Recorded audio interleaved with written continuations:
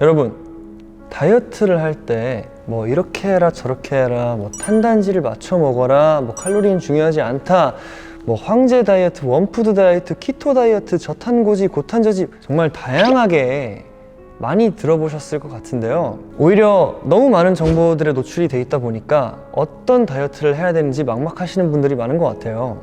그래서 오늘은 제가 식단을 짜는 기본 개념에 대해서 알려드리도록 할 거예요. 이것만 알아도 건강하게 다이어트 할 수 있으니까 저만 믿고 따라오세요. 자, 설명에 앞서 매크로에 대한 개념을 이해하셔야 되는데, 자, 매크로란 이제 탄수화물, 단백질, 지방을 내가 얼만큼 섭취하고 있는가를 인지하는 것입니다.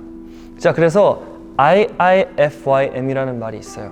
If it fits your macro 라는 말이 있는데, 매크로만 잘 채운다면 다이어트 할 때 무엇이든 드셔도 된다, 이 말씀입니다. 그 말은 라면을 먹어도 다이어트를 할 수 있다는 말이에요. 대신에 라면을 먹으면 영양 성분이 한쪽으로 치우치기 때문에 뭐 나머지 끼니를 닭가슴살로만 채워야 된다든가 그런 단점들이 있겠죠.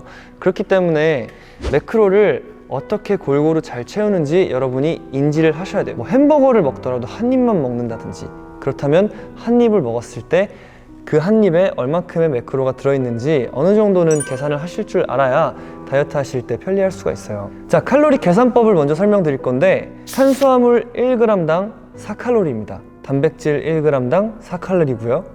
놀랍게도 지방은 1g당 9칼로리예요. 그래서 고지방 식품을 섭취했을 때 칼로리가 굉장히 이제 늘어나는 건데, 자, 한국인 평균 탄수화물 섭취량이 314g 정도가 된다고 해요. 탄수화물에 노출되는 일이 굉장히 많아요. 근데 탄수화물만 줄여도 여러분 다이어트 하기 편하다는 거 알고 계셔야 합니다.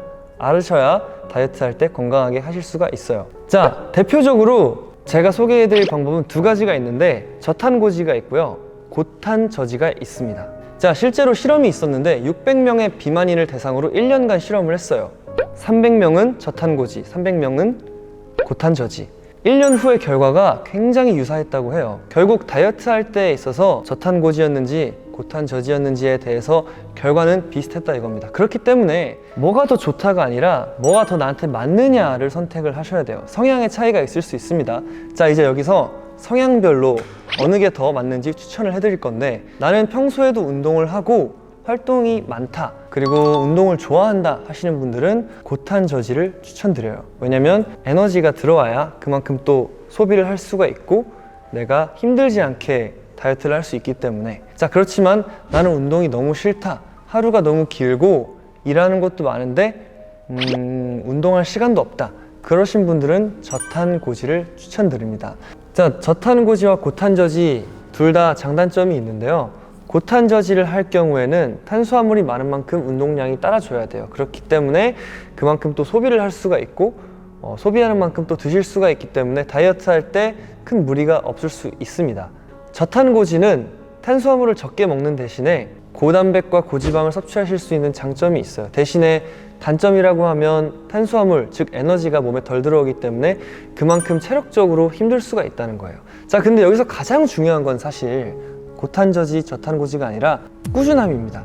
저탄고지를 유지하다가 나 오늘은 좀 괜찮지 않을까? 이러고 고탄수화물을 먹는데 그 고탄수화물을 섭취하는 양이 빈번히 일어나거나, 반대로 고탄저지를 하고 있는데 내 생활 패턴을 일정하게 두지 않고 식단을 조금 어긋나게 한다든가, 이렇게 되면 그 꾸준함에 어긋나기 때문에 결코 원하는 목적지에 도착하실 수가 없어요. 꾸준함이 생명이라는 거 꼭 알아두시고요. 마무리하기 앞서 세상에는 많은 다이어트가 있지만 비정상적인 방법으로는 정상적으로 목표에 도달할 수 없다는 걸 꼭 인지하시고 정상적으로, 안정적으로 다이어트를 하시기 바라겠습니다.